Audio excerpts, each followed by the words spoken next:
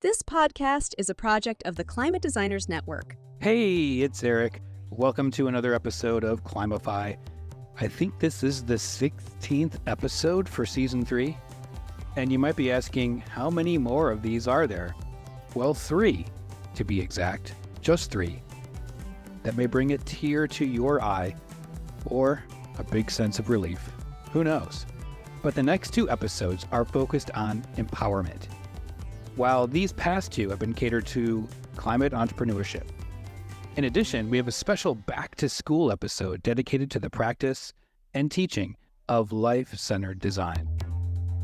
Now, one of the great things about doing this show, outside of meeting wonderful people like today's guest, is hearing from you. And a while back, I got a message from a listener named Sam. He wrote, "Hi, Eric and team. I wanted to reach out and say a big thank you for your podcast. I learned about Climify and the podcast through Instagram. Your work is encouraging, uplifting, and inclusive. I'm looking forward to tuning in more. All the best, Sam." Thank you, Sam. And we're going to do our best to make sure that we continue to bring encouraging, uplifting, and inclusive stories to you and everyone else. So if you have time and want to suggest a guest or offer some praise or even critique, please do. You can do that over on Instagram, LinkedIn, or my email that's listed on our website, which is climatedesigners.org/edu/Climify. In addition, I have some also pretty cool news. So Climify is a big supporter of this group called Design Declares. And now we're featured as one of the case studies over on their toolkit with a bunch of other great climate endeavors. You can join their movement over at designdeclares.com. And also check out the toolkit where you can find some inspiring case studies. And now on to our guest today. So I was introduced to Bianca by our co-producer, Bianca. Team Bianca. They are great. The Bianca we're talking to today is the CEO and founder of Edge Foods. They are creating a reliable supply of high-performing recombinant proteins for cell-based foods and cosmetics. What does that mean? Well, I didn't know, but in the conversation today, I learned so much about the importance of plant-based proteins in replacing our addiction to red meat in our diet, not only for our own health, but for that of the planet. Bianca is a climate entrepreneur. Oh, and she's also a designer. And she'll get into how her design background was vital for her, not only entering into this climate entrepreneurship space, but also keeping her successful in it. In fact, Bianca has a 4-step formula for being an effective climate entrepreneur. So you do not want to miss this episode. And without further ado, Bianca. Hello, I'm Bianca, co-founder and CEO of Edge Foods, and we are a biotech startup manufacturing recombinant proteins and growth factors for the future of food. We are located in New York City, and you can find us at www.edgefoods.co, also on LinkedIn and Instagram.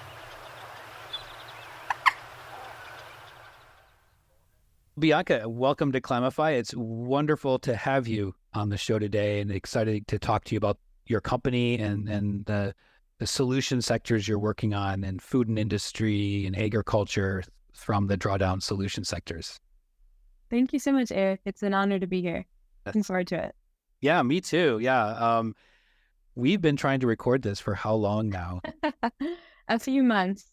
I honestly, it's a blur. Summer, you have a lot to do in your company, I'm sure. A lot of it was my fault for being away for so long, but I'm glad we found today, and I'm really interested in your company. First, can you talk a little bit about your company? And then I have a bunch of questions about that after. Sure. Yeah, I'd love to. I know that it could be a little technical and hard to understand. So essentially what we're doing is we're this biotech startup started in January 2022, and we're a B2B company creating these recombinant proteins and growth factors for the use in production of cultivated meat and dairy. So you're probably wondering what growth factors even are. And I so am. are these, I am. as most, I imagine, but they are these specific proteins and hormones that are essential for cells to grow. And the problem is that they're incredibly expensive to purchase for a number of reasons. I can get into it, but I don't think it's very relevant. Mm. So these growth factors are just one ingredient in the nutrient broth that is fed to cells so they can survive in vitro. So in cellular agriculture, when you take, let's say, cells out of a cow, you need to make sure that they're alive once they're taken out of the organism.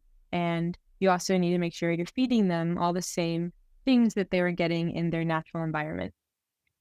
So we are providing one of those ingredients in the cell food, and we're doing so in a much more affordable way and a much more efficacious way, thus letting the cultivated meat producers achieve a much lower cost of production, which would then be a transferred cost saving for the eventual customer at the supermarket, let's say. Yeah, I have a lot of follow-up questions to that, Yeah, but one of them is that you were once previously a designer, correct? correct. Yeah. And I'm a designer and I don't much understand anything you just said. So you've pivoted into this entrepreneurial and sort of scientist role. Before I try to go into everything you just said, how did you get into the food world? Do you have a cultural connection to it? And what drew you into what you're doing there at Edge Foods? Yeah, I mean, that's a very valid question. I don't even know where to start. I think my two passions have always been food and design. And I think my fascination more specifically with food started with my father being diagnosed with Parkinson's when I was about 12 years old. Oh, So in an effort to improve his condition or to slow down the progression of the disease, I just became very immersed in the world of nutrition or thinking of yeah. food as medicine. And so I decided to start my undergraduate degree at Syracuse University in nutrition science. So that's what I was doing for a long time. And I doubled that with advertising because I was using the design background in a more commercial way, trying to think about what a career would look like. And through that, I mean, there were very different programs, but in my sophomore year, a new department opened up at my university called food studies. And I had no idea what that meant, but I started taking classes in that program. So classes titled agroecology, which was my favorite, or global Agroecology. Yeah, That's a it's nice really name. exciting. I know. Global agri-food governance. So slowly over time, I realized I was much more interested in the big picture implications of food production rather than just nutrition. So then I decided to switch my major, and then I was food studies and advertising. And I guess really for lack of knowing how to navigate that career-wise, I decided to more focus on the advertising and design side. So then I went to UC Berkeley and studied product design, and then just went that route. But sprinkled throughout my career were also a lot of different experiences in the food world. I took a summer in, I don't know if you're familiar with, it's called WWOOFing, Worldwide Opportunities in Organic Farming.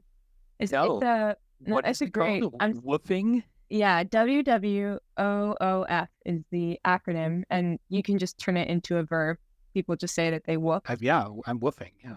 Yeah, it's a great opportunity where you can, in exchange for being a farmhand, essentially, you get to, they provide food and housing, and you get to, it's worldwide, so you can work on a vineyard or in Portugal, or I mean, really anything. But I found a farm in Hawaii, and I worked there for about 4 months, farming on this 6-acre plot of organic fruits and vegetables, also managing their CSA. And I loved that. But again, I didn't know how to navigate a career more in that area. So product design seemed pretty straightforward, and I really enjoyed that too.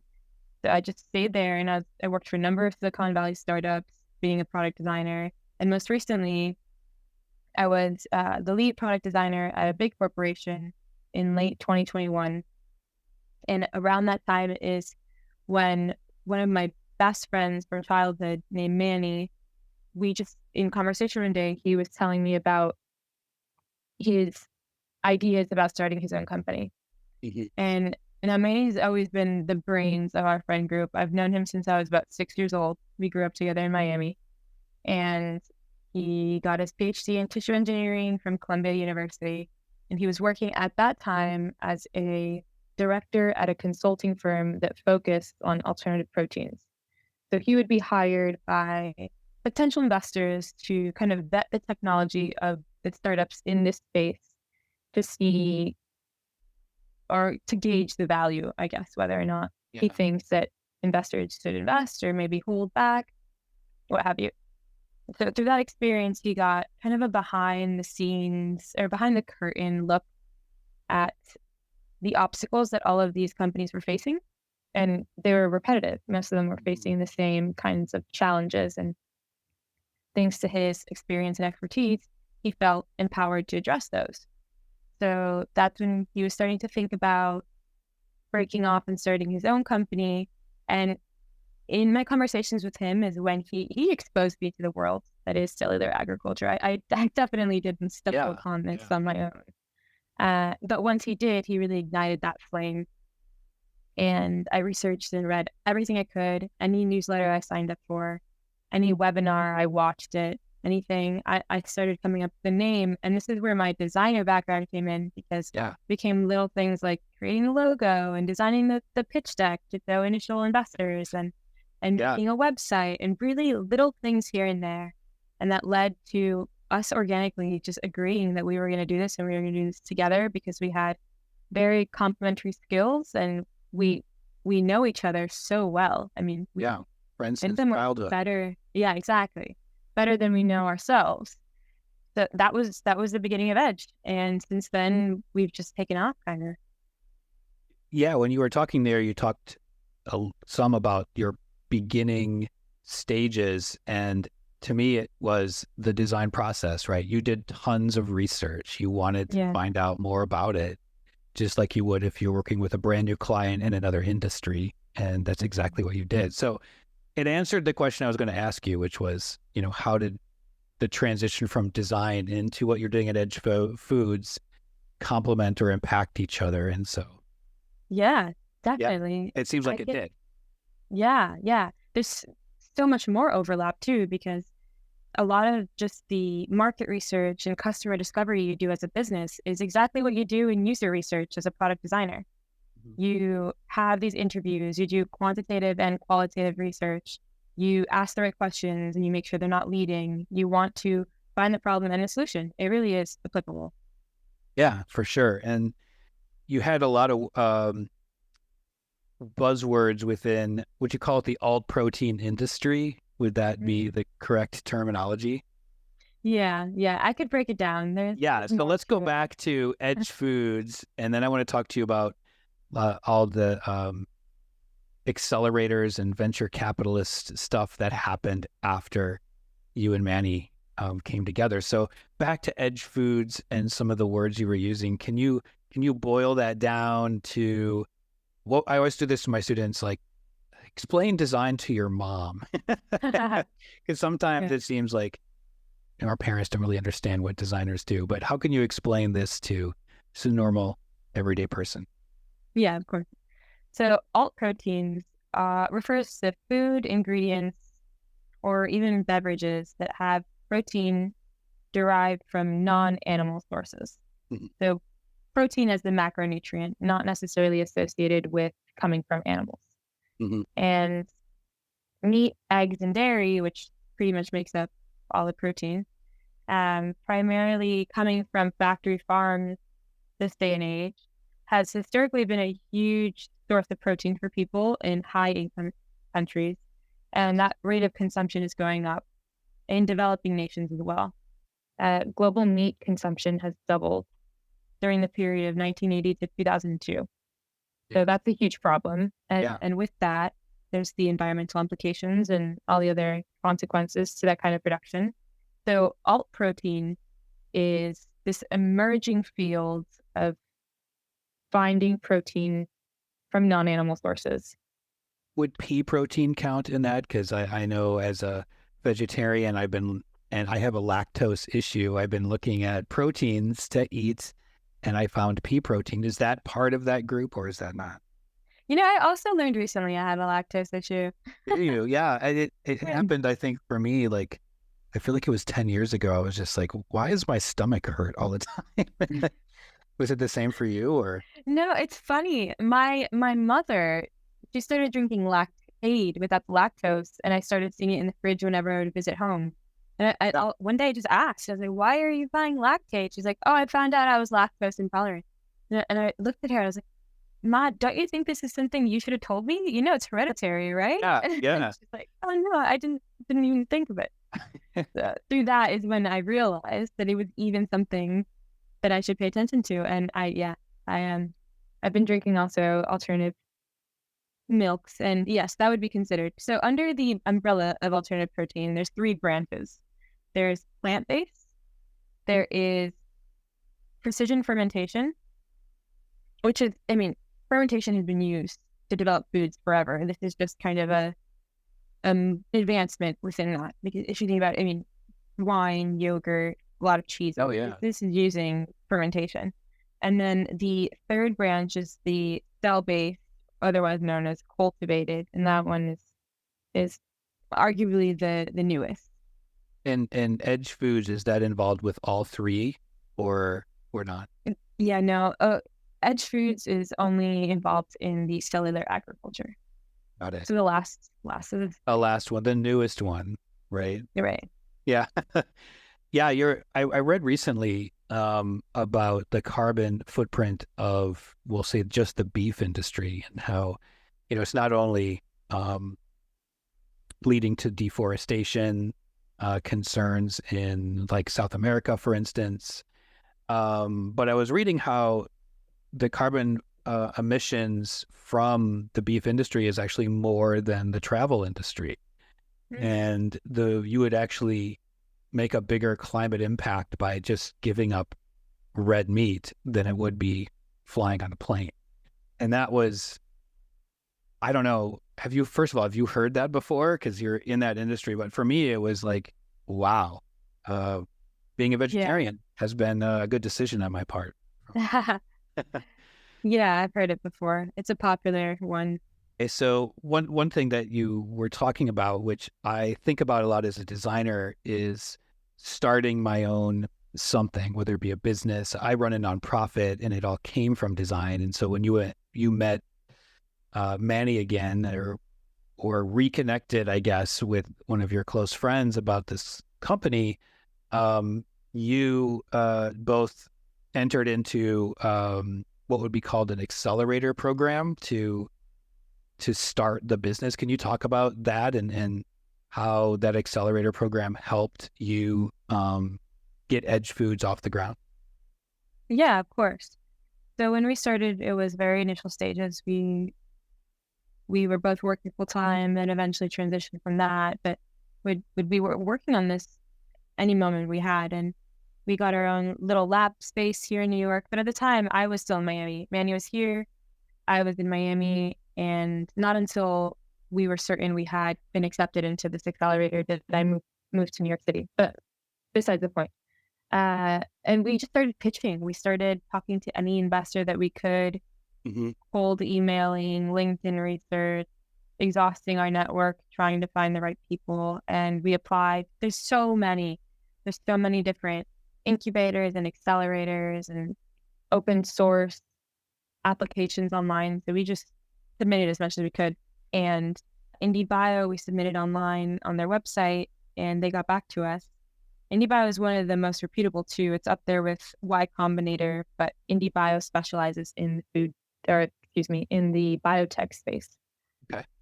So everything was done online. We had a lot of Zoom calls and meetings discussing our business model, our technological approach, the feasibility, the agreements of terms. And then we decided it was, well, first they offered to have us on in their cohort, and we decided it was by far the best decision for us at that time. And we were a part of it. It began in October 2022. It was a 5-month program, and it was incredibly helpful for a number of ways. I think it really just it was a catalyst for us as a startup. It gave us capital, which is a huge one. Some incubators don't. Yeah. Yeah. Yeah. Which is the bloodline of a startup. You need that. They gave us access to a lab space here in New York City, which is also difficult to find. It's very expensive. Yeah. They also gave us access to their network of investors, mentors, advisors, anyone and everyone. Also, to their alumni network, so everyone else who's also graduated from this program, we were able to get in touch with if we needed to for any reason. So the whole network was very helpful. And so the structure of the program was kind of like a 5-month crash course with online classes, if you will, where they would have a different theme per call, and they would just teach us about, or have industry leaders teach us about those different topics. For example, there was one about pitching. There was one about finances. There was one about an experimentation plan for your startup, the technology side.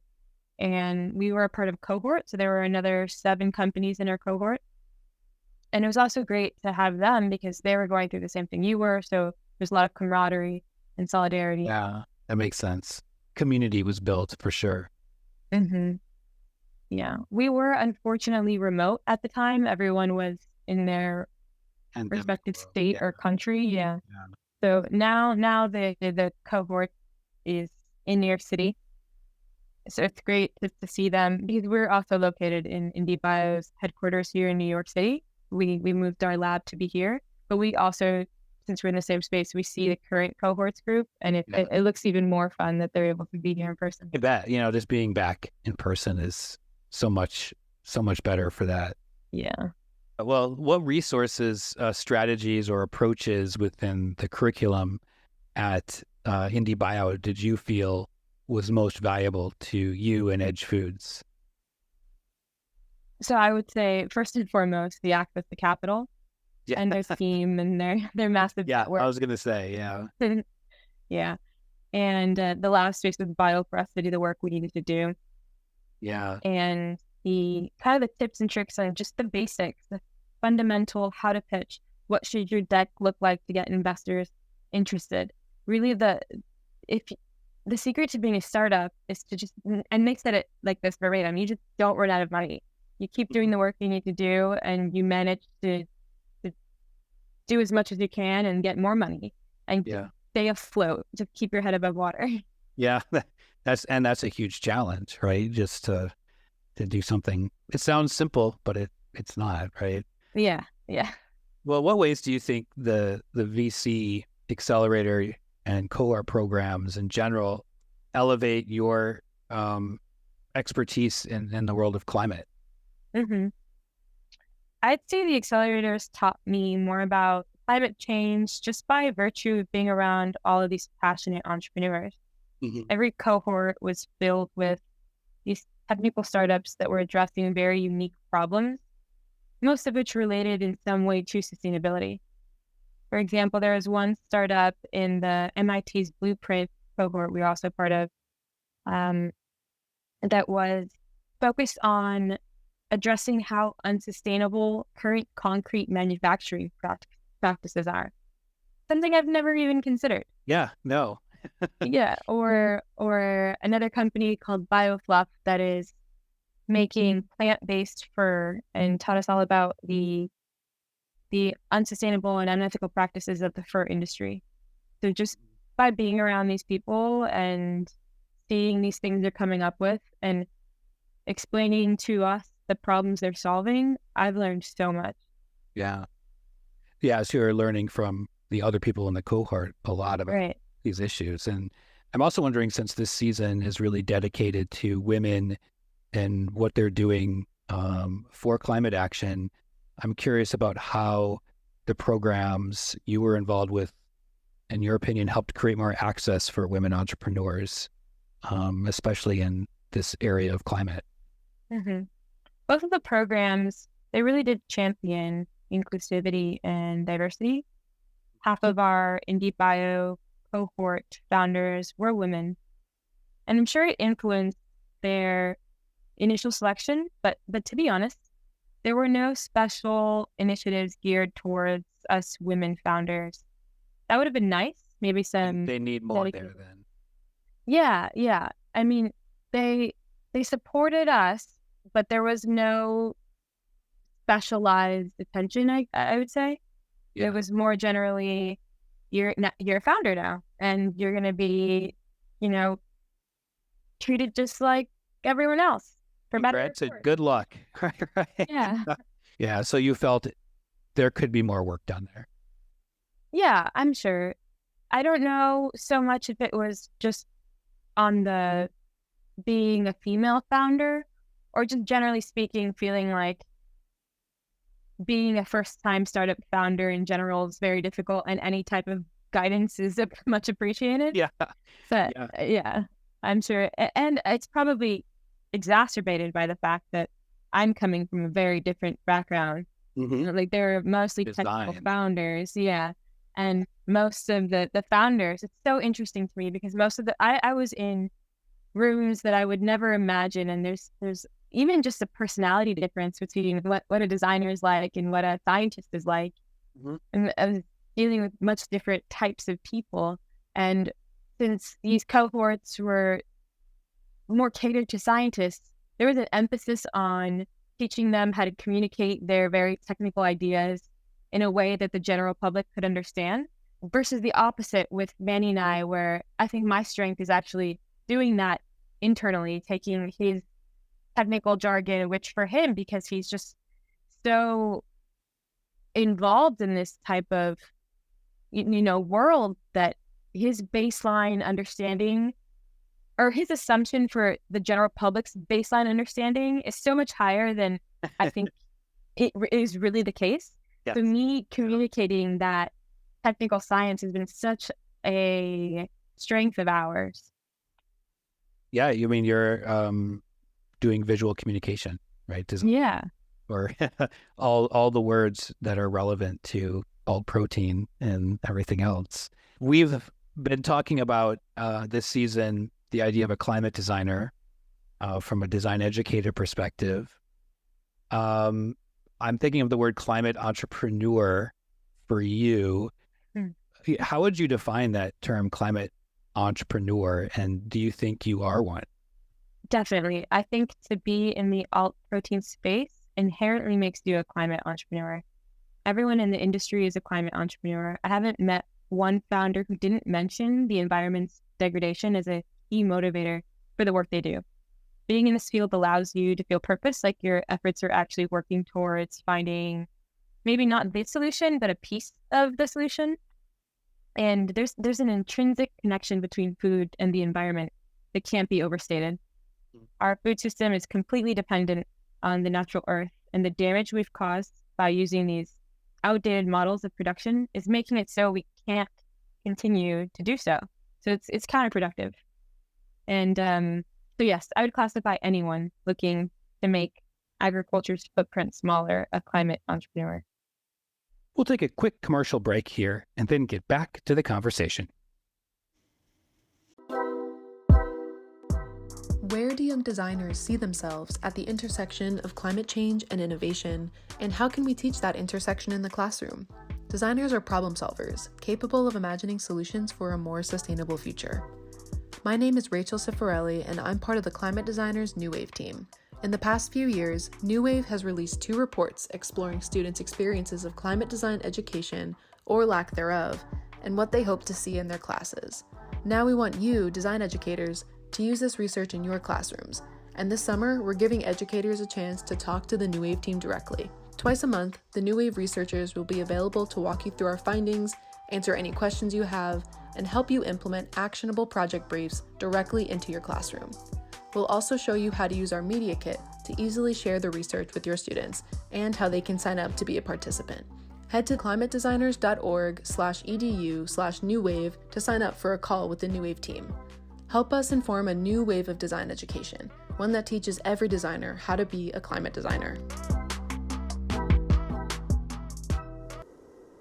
Are you someone who loves the ocean, climate solutions, sustainability, and marine biology? Hi, I'm Carissa, a marine biologist and co-host of Sustainability in the Sea, a podcast for ocean people looking to find their way in ocean conservation. We sit down with wave makers doing awesome work to protect our blue planet, and you can listen to their story to help you build yours. Find us wherever you listen to podcasts.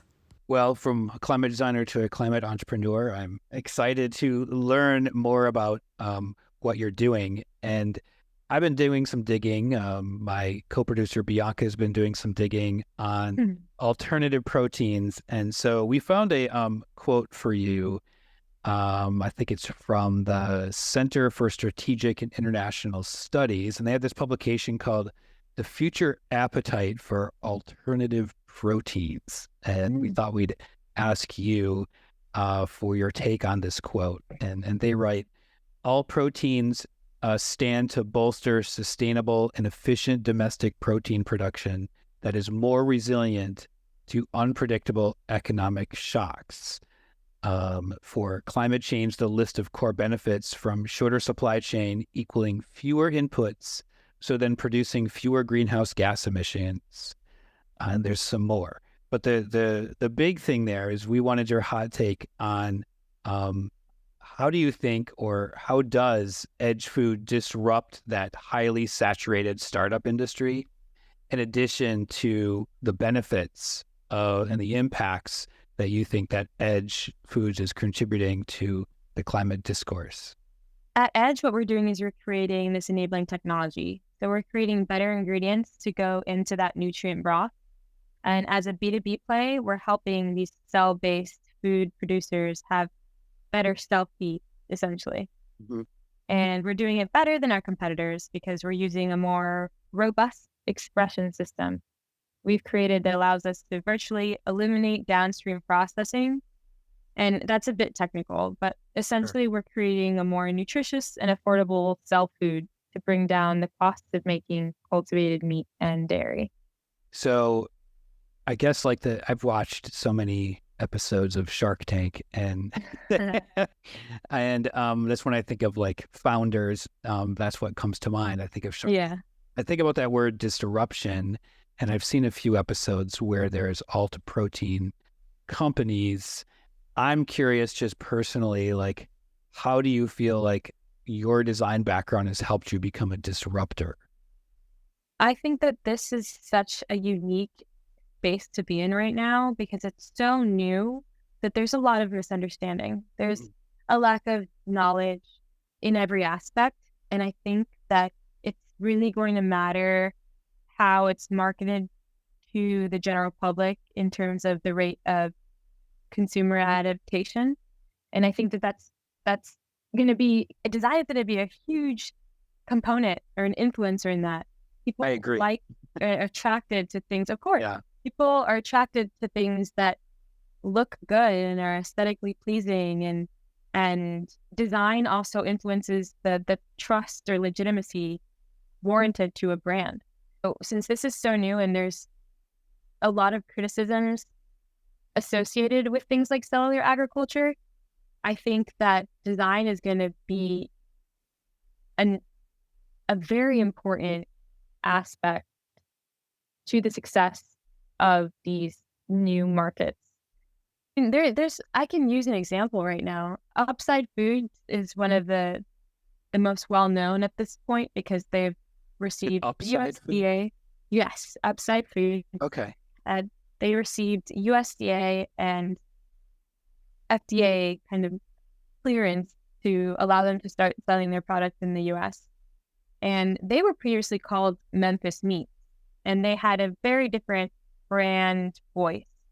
So they shifted it and did this rebranding, and now they're called Upside Foods, and now their imagery and visuals are much more friendly and Yeah. colorful and almost, I want to say in a way, childlike. And I think it's because they've realized that that's going to reach people better and it's going to sit in a way that'll benefit them, just with brand voice. Yeah. Yeah. That reminds me of something I saw recently where there was an article about lab-based alternative proteins, right? Oh my gosh, labeling is so important. The Yeah, words and used. exactly. And I was thinking about design at that point, and then I think you just nailed it for me, is that brand voice, like the importance of the designer in being able to communicate visually that, yeah, it's grown in a lab, but that's good. It's okay. It's actually maybe better for these reasons. And I think that's a huge design challenge because I think the first thing that I thought when I heard about that was you. Yeah. That was the first thing. But then again, I'm drinking pea protein in my smoothies. And why am I okay doing that, but not investigating kind of the work that you're doing at Edge Foods and eating that? Yeah, it's true. It's just association. The vast majority of food you eat nowadays is not, it's made in a facility. It's manufactured. It's not growing that way. Yeah, for sure. So you're also a climate designer as well as a climate entrepreneur, I would say, if you're doing all that design work.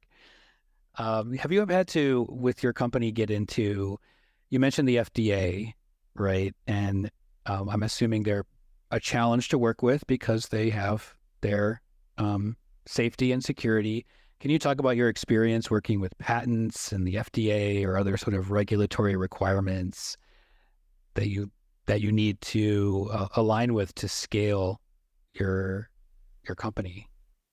Yeah. Yeah, we filed for a few patents and that's been pretty seamless. All I would say there is that I think it's hard for companies in this space to have to rely on the VC model because those investors are focused on maximizing their return on their investment. And these technical sciences are hard. Quite frankly, they're difficult to create and they take time.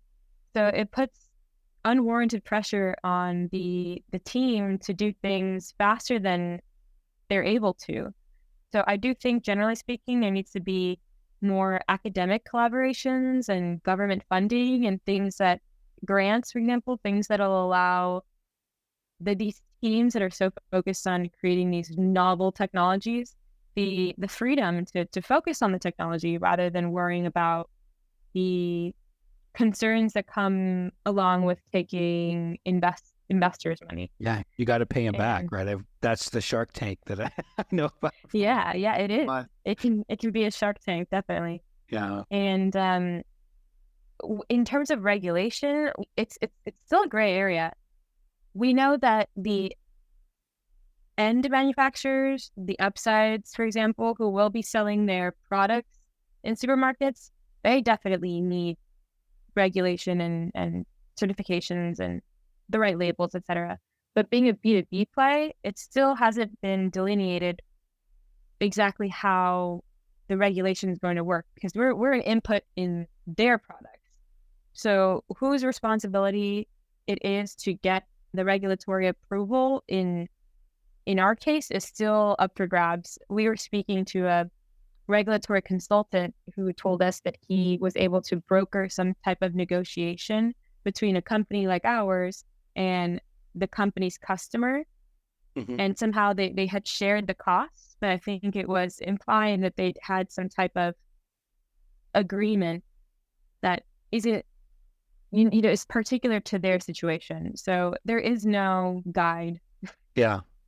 Well, I was looking at your website, and speaking of design, I really do like the packaging you've been working on, and it seems to me when I look at it, it seems very friendly, as there's a lot of gradients and also the sort of natural organic shapes throughout, which to me, I guess, makes me feel a little bit more comfortable with it. And one thing that I don't think we've gone into yet was I know that one of the things that you do is you're making this alternative protein not just for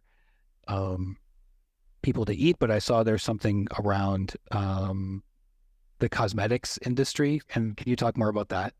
Yeah, happy to.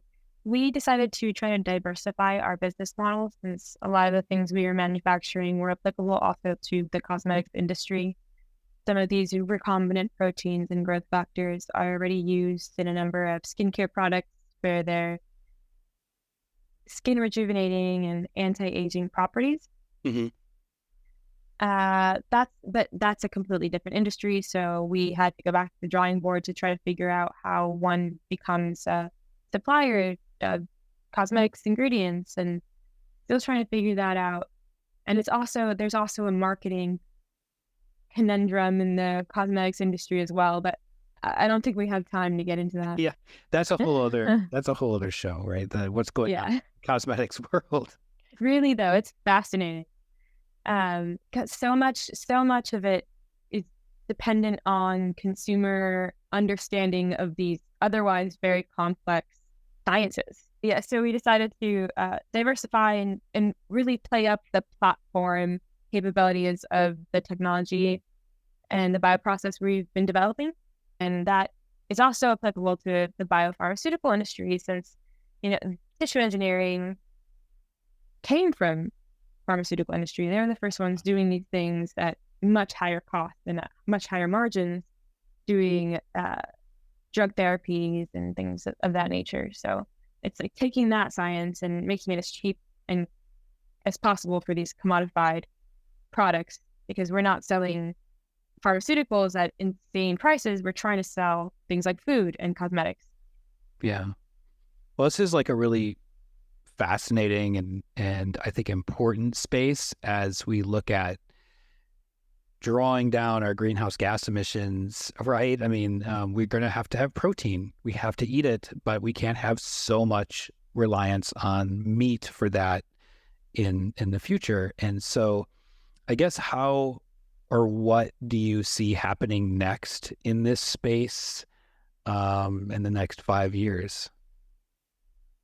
I think that there's been a lot of advancements. People didn't expect the USDA and FDA to give green lights as soon as they did.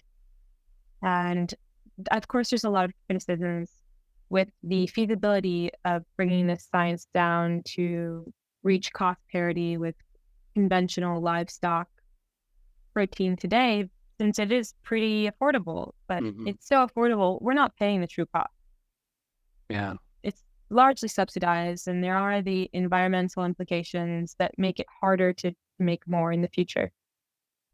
But what I think is going to be happening in the next 5 years would be some of these players bringing their products to market and having to deal with the education and the right marketing and brand voice. I think even the first products coming to market aren't going to be 100% cells at all. They're going to be a very small percent cells, and they're what's called hybrid products. So they're going to be some cells, but also mixed with plant proteins. So it'll be, let's say, cultivated cow or chicken meat mixed with your pea protein, your mung bean, your soybean protein. Oh, I see. Yeah, it's kind of like the energy mix. We have to have some coal in the transition, but we're going to have to go on. Exactly. Yeah. And I think that's so necessary. There's another company called O-Meat, for example, who are making they're using the plasmid from cow blood to manufacture their cultivated meat. So they're still involving cows somewhat, although they don't need to kill the animal. But some people criticize that because there's still dependency on the animal, but it's still a step in the right direction. And I think it needs to be incremental that way to make long-term change. It need not be 0 to 100. You could do these smaller steps, and in their model as well, they're involving the farmers, which I think is a huge thing. In this field, I don't think there's been enough discussion around the labor implications or about the transition, that transition looks like.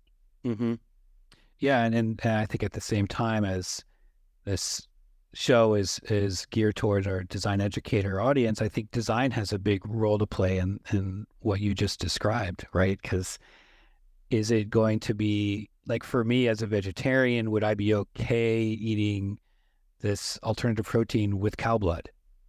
Mm-hmm. How can design play a role in making me feel better about doing that when I haven't eaten anything related to cow in like over 20 years?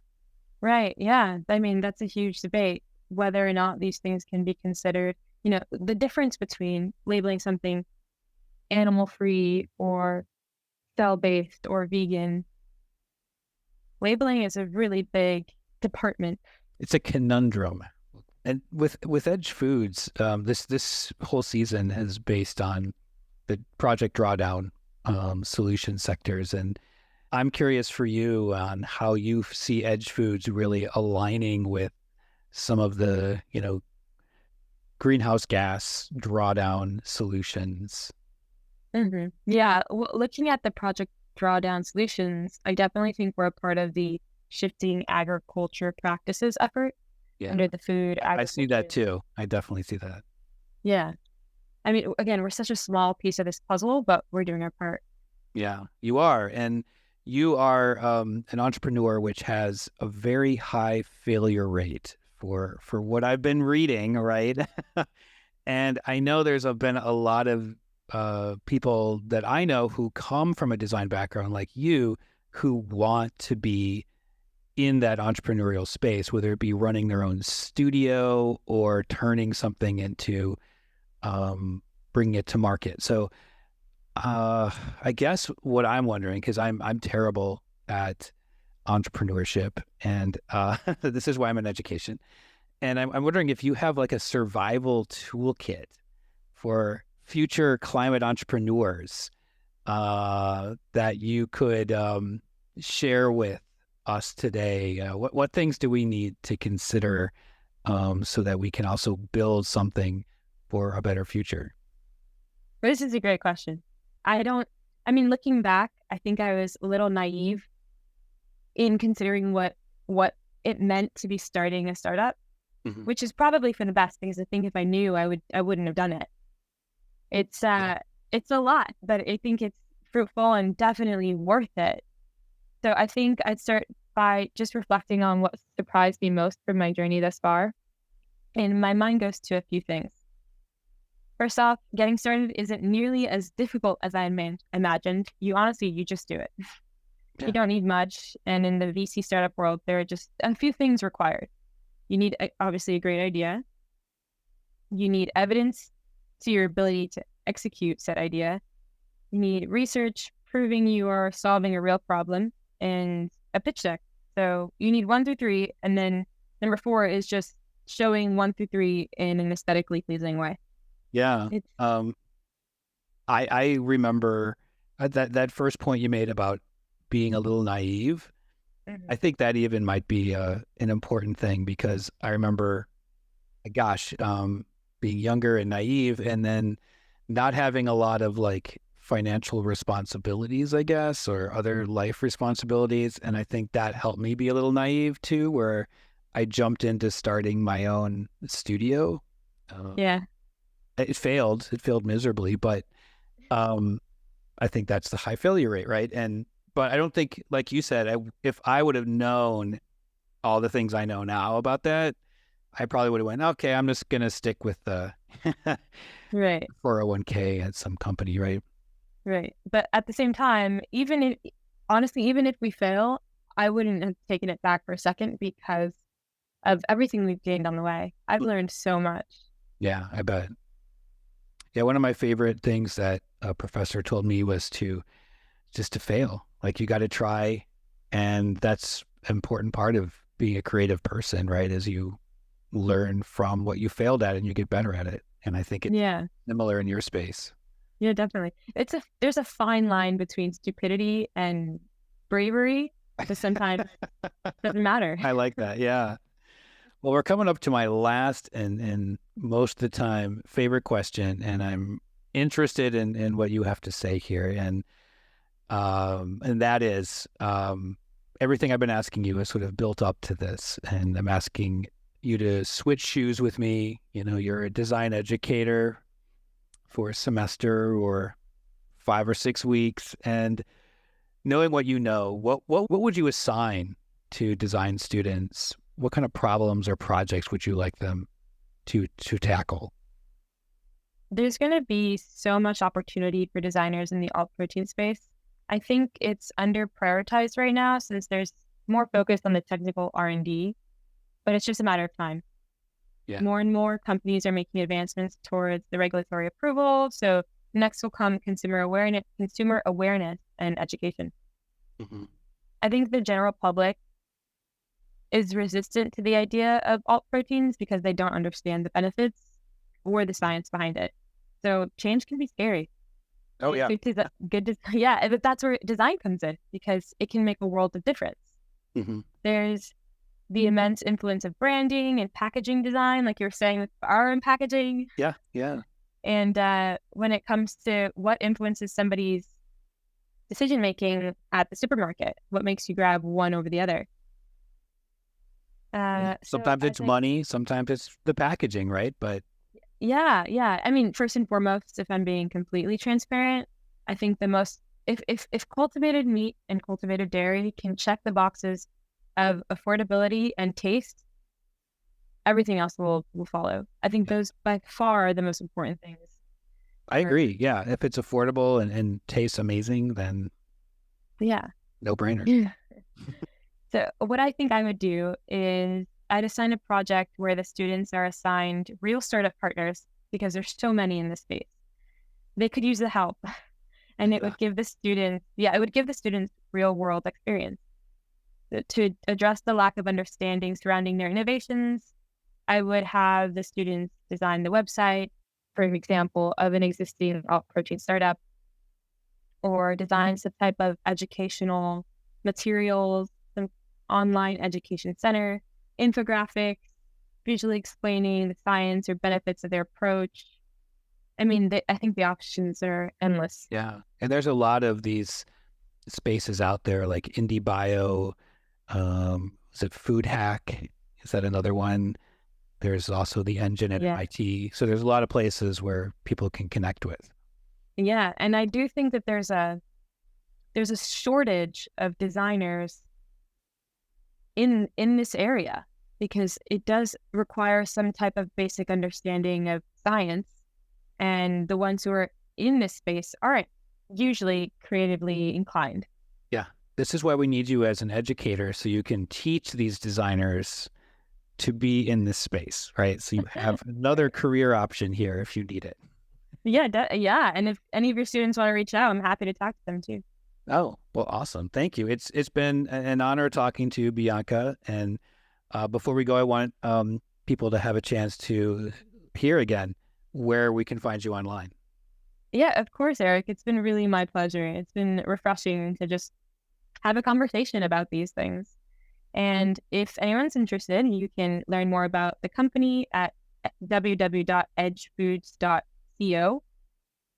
There's also Edge Food Co. on Instagram and LinkedIn. We also have a Twitter, but it's not very active.